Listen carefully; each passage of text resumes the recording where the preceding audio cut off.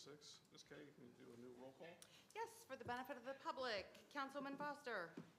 Here. Councilman Iannicone. Here. Councilwoman Lindsay is excused this evening. Councilman Silva. Present. Councilman Umbriak. Here. Councilman Russo. Here. And Council President Polubchuk. Here. Mr. President, you have a quorum. Thank you. I'll now have a moment of silence. Okay, now please join me in the Pledge of Allegiance. Pledge allegiance.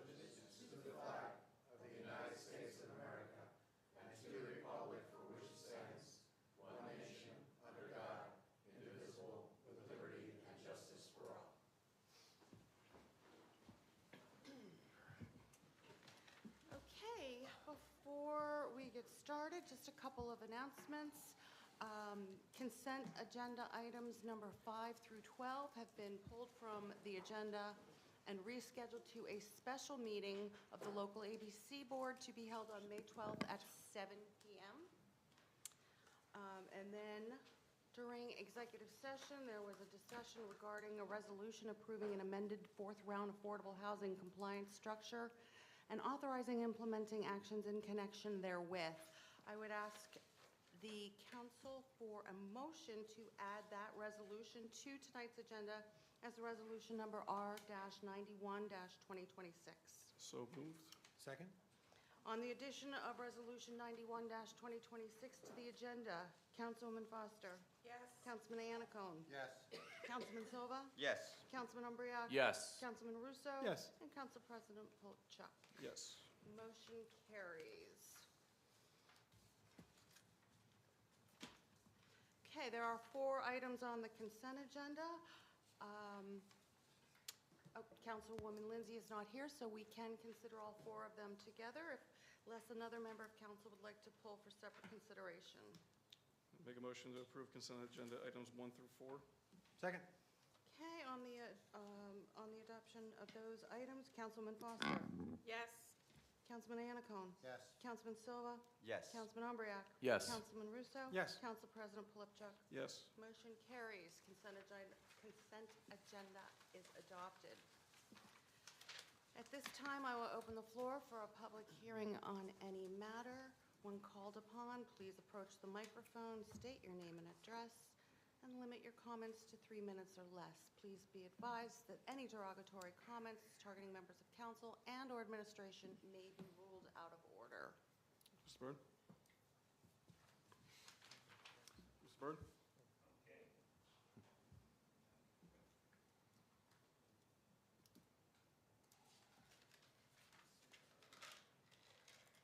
Good evening. My name is Bill Byrne, and I live at 100 Franklin Street, Morristown, Apartment E. And I'm here to talk about the Morristown Rotary. And they're having a repair cafe, and it's at the Presbyterian Church. I think it's like inside or something like that, but there's like a website. You can actually go on the website, tell you like where it is, and it starts from 9 o'clock to 1 o'clock.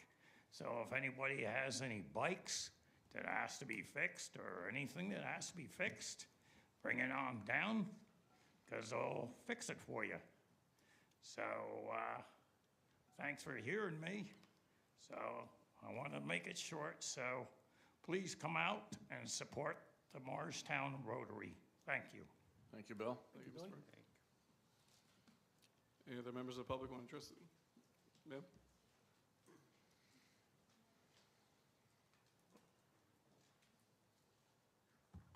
I'm Debbie McCumber from Morris Township, and I'm here representing the No Kings 3 rally organizers, and I'd like to thank Morristown, the mayor, the administrator, the police, the safety division, and everybody else who helped create a very welcoming and professional and secure place for people to come together to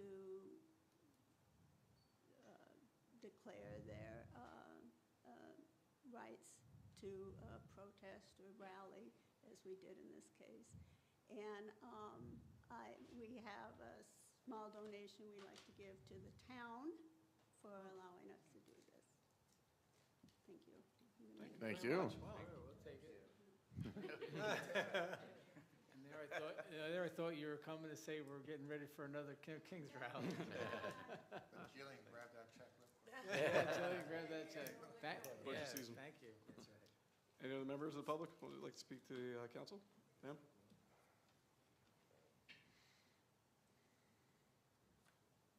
Good evening. Thank you for giving me the opportunity to speak. I'm a bit nervous, so I'm going to rely on my notes. My name is Alexandra Riccardi. I moved to Morristown in 2012. I'm here today because I was a victim of domestic violence, and in 2016 I went through a divorce and I escaped my abuser. At that time, I believed I had found safety with his family and their company accountant that was actually also my accountant. They presented themselves as my support system and people who would help me to rebuild my life.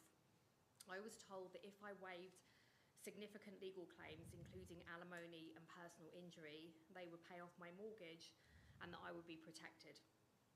I was told they needed to be placed on the deed temporarily for refinancing purposes, but the equity in my home remained mine as I had bought my life savings over from the UK and placed them into that home. I also had binding settlement agreements supposedly protecting those monies that I'd bought from the UK. They positioned themselves, as I mentioned, as my rescuers. 5 years later, the reality became the complete opposite. Instead of protecting me, the outcome returned control and benefit back to the very person I had escaped. The promises that were made to me to safeguard my home, but more importantly, what I'm here to talk about today, my disability and my future, were not upheld, and the 50% of that deed was returned to my abuser. The wills are a separate story. What followed for me has been nothing short of a living nightmare. Through this process, I've been exposed to what I can only describe as a deeply flawed system, one that has given me first-hand insight into how vulnerable and disabled individuals can be treated when they enter legal and financial disputes.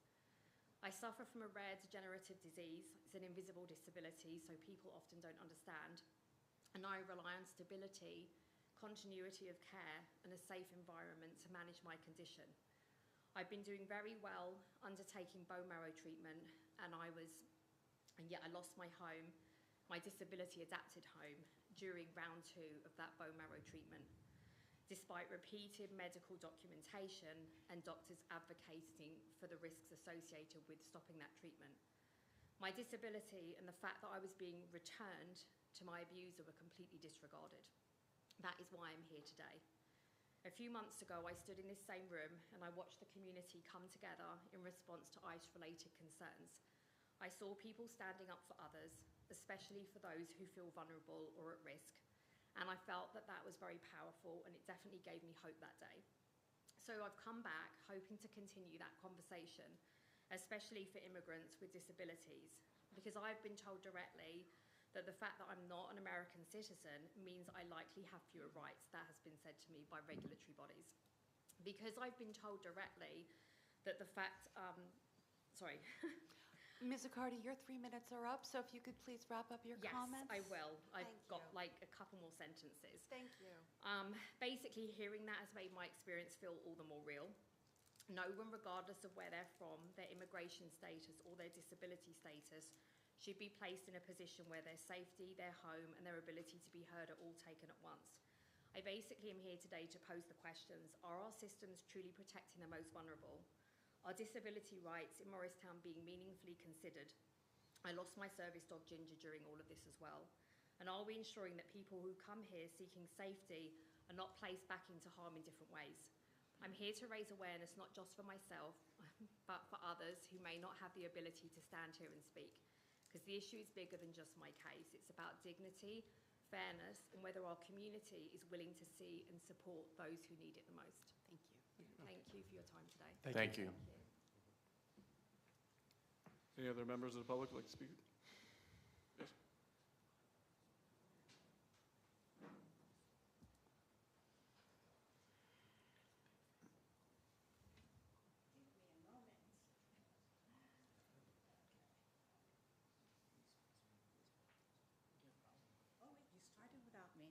Hi, my name's Isabella Reyes. I live in now Boardingtown, New Jersey. I used to live in Parsippany. I'm also someone that went through a very adversarial divorce. I ran for surrogate in this wonderful town. I've been in corporate finance for over 30 years. I have twin children that one is on the spectrum. I want to give you insight that now that I've been going through this 6 year of hellish divorces that Morris County actually continues, I think it's a hidden secret until you become part of this whole dynamic of what divorce looks like in Morristown. Especially if your partner has political connections, law enforcement, is wealthy, you will find that there are women that are being used, being tortured by the weaponization of the court system. And this is pretty much my experience, as well as since my 6 year divorce, I've joined over 30 different advocacy groups where children are being used as pawns and they're being put through DCPMP, Title 30, Title 9 hearings, just based on false allegations. I'm a person that's never taken anything as far as welfare or anything, and yet I was put through 2 years of having someone come in and open up my refrigerator. I'm a person that my children went on trips, after school activities. I made over $135,000 a year. It did not matter. So I'm going to stick to this. I want more. I want to just state things that I just didn't want to forget, because there are women that can't be here today. And I'm sure if you read the news, you know who Monica Cardardi is. She is the woman that's been arrested for 33 years because she made a comment about Judge Bogart and she forgot to use quotations on Facebook. So there's a mother that's in prison now for 33 years because of that. Or maybe you know about Christine Badal. That's another one. Her husband's filthy, filthy rich. That, guess what? She was exiled. Every woman thinks that they're going to get half. Most of the times you get nothing. I'm here tonight because what I experienced in Morris County is not just a personal grievance. It is a warning to the public.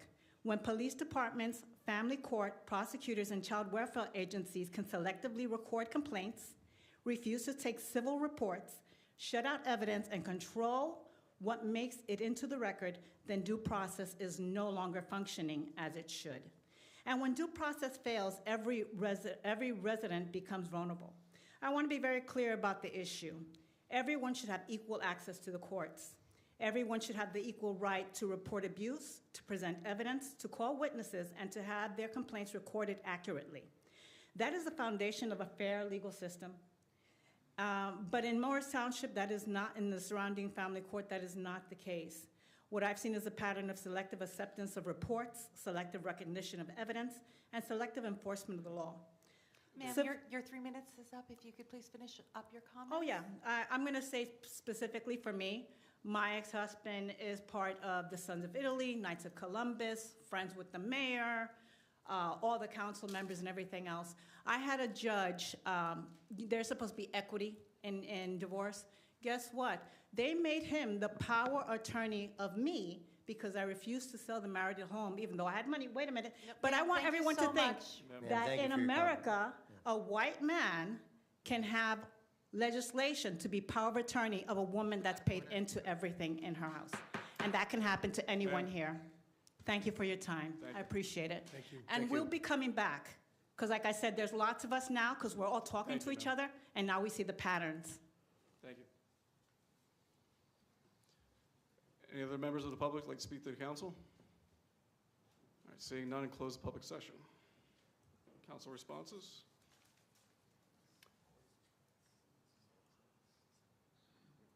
Mr. Russo?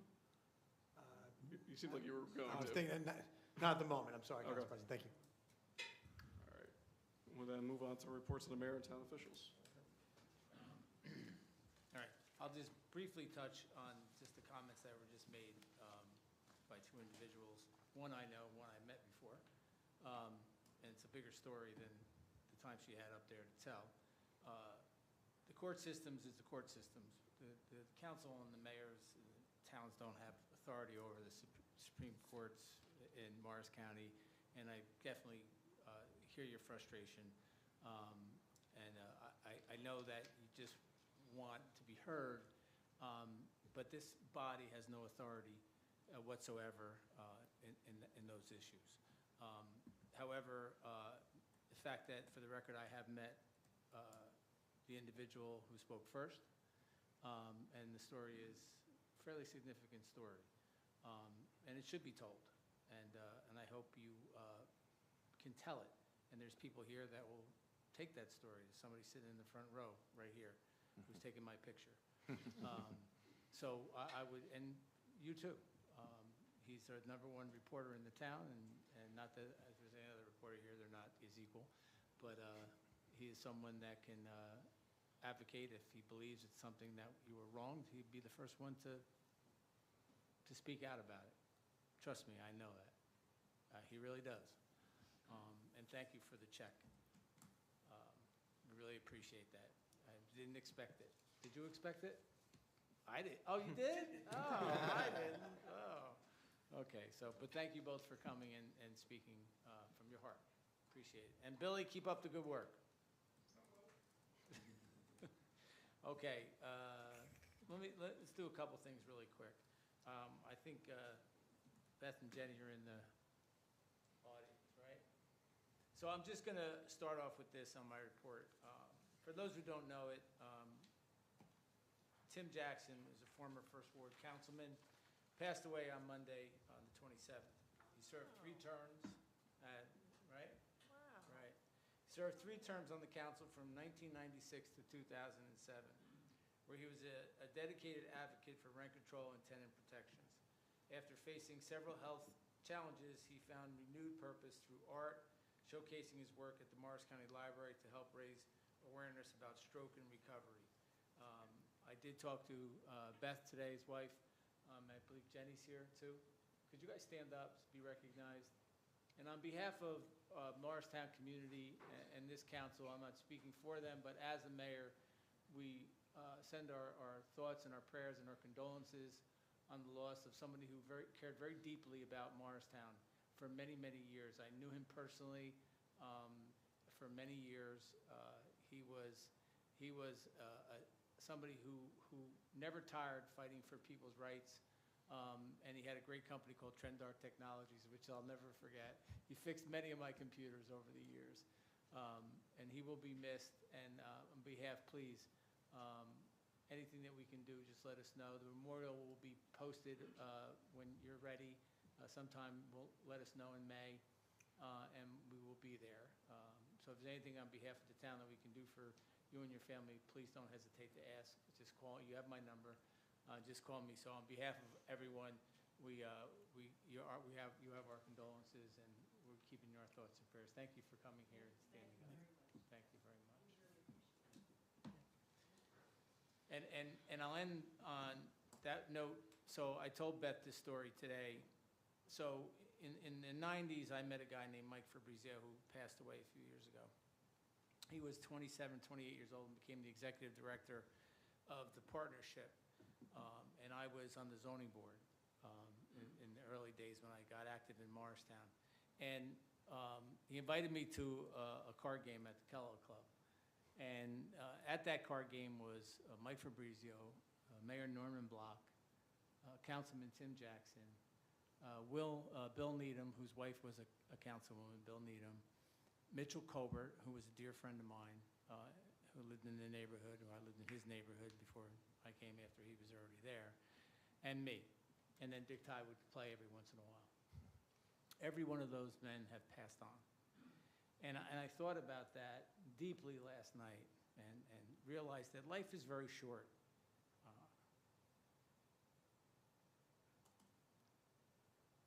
And they all will be missed. Thank you.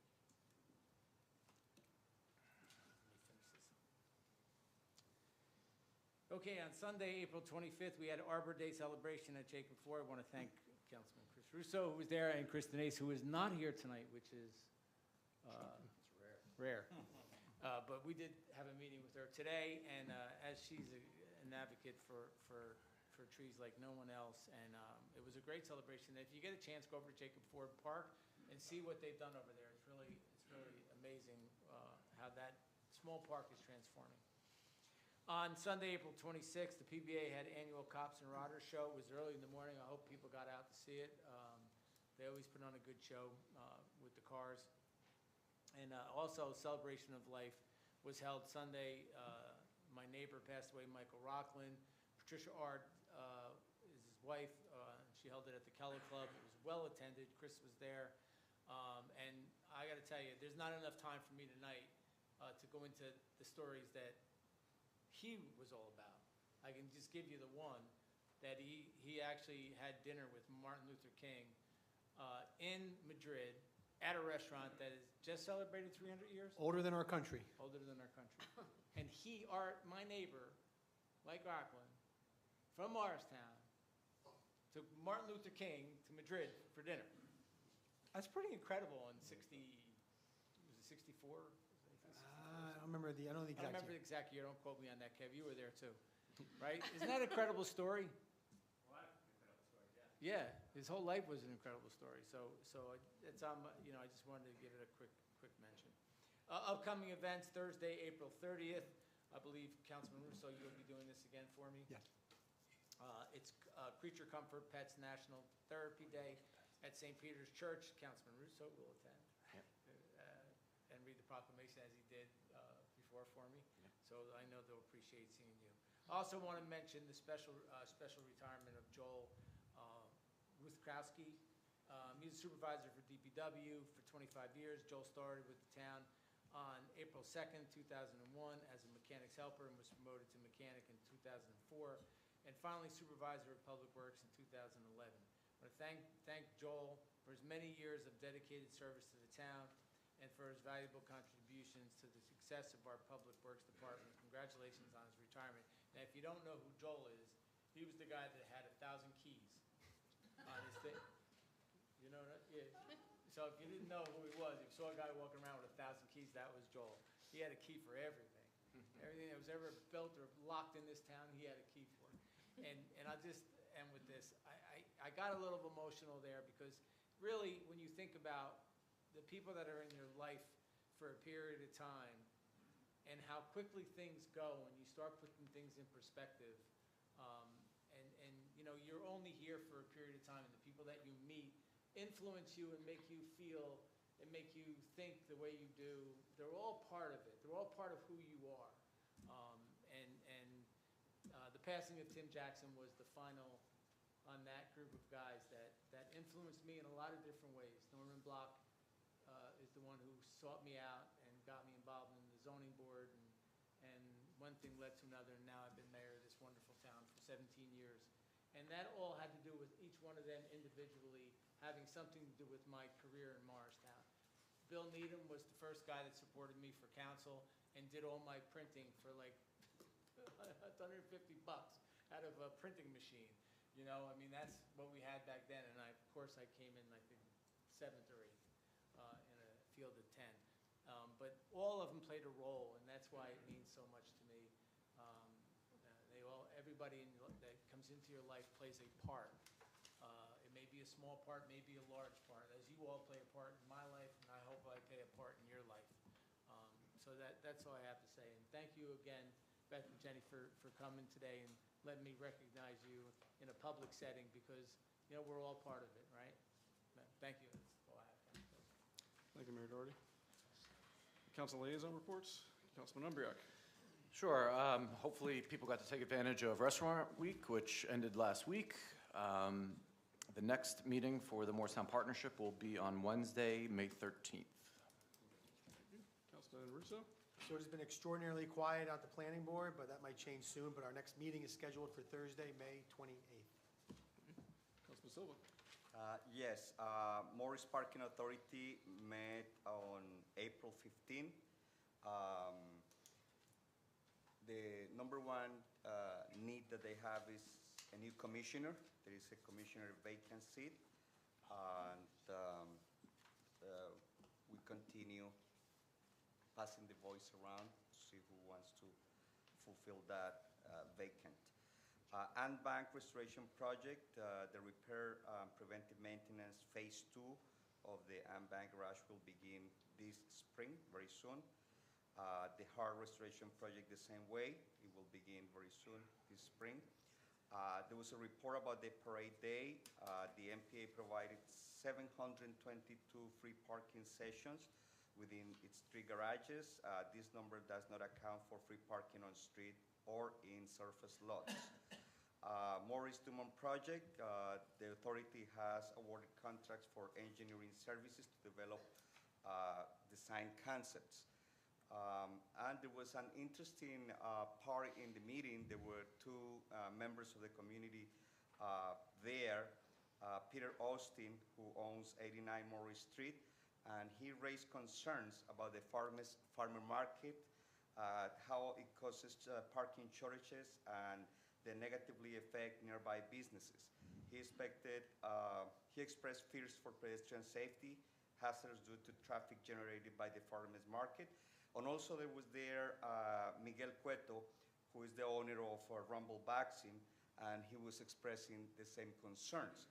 They were suggesting about moving the farmer market to another place. They suggested a couple of things. Also, they mentioned your name, Mr. Iannacone. Peter mentioned that. He said that you were supposed to go. One of the resolutions was possibly to allow the businesses to park in the side lot on the side of the roller rink. Yes. One of the issues is that now when we have That's what I growth, thought they were going to do. for example, there are good stores like Tate, but they don't have enough parking. There are a couple of parkings in the back. There are few stores.